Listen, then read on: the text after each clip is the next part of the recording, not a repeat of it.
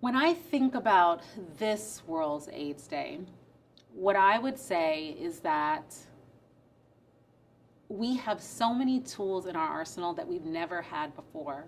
People can walk into a pharmacy and pick up an HIV test. People can, if positive, get readily linked to care very rapidly and get on medication very soon after diagnosis. People can get on a tablet once a day to protect them from becoming infected.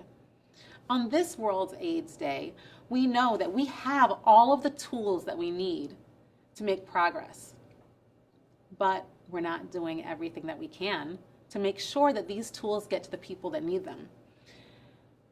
This World AIDS Day, we have to think about the fact that somehow we've let our scientific advances outpace our humanity.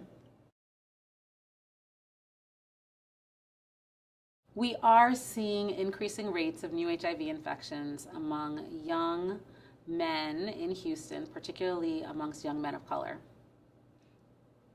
and particularly amongst young gay men of color. We're seeing increasing rates over the last 5 years or so in that population. So to put this information in context,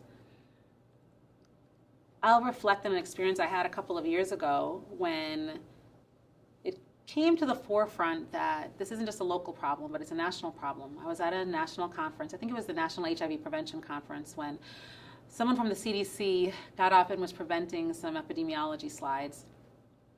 And in one of the slides it said that 1 in 2 young Black gay men will be infected with HIV at some point in their life if we don't do anything different. And then she went on to the next slide. But I didn't go on to the next slide. I paused. In fact, I don't think I heard what the next slide was about. The hair stood up on the back of my neck and I got a knot in my throat.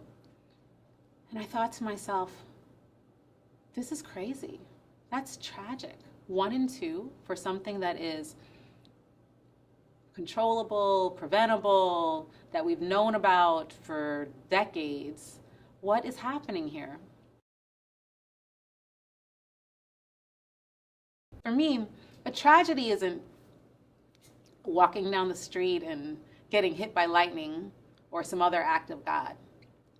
A tragedy is riding in a train and you see the train is going too fast and it's at risk of going off the tracks and you don't hit the brakes. That's a tragedy because you could have stopped it. And so we are at a point of decision. Our point of decision is, are we going to hit the brakes or not?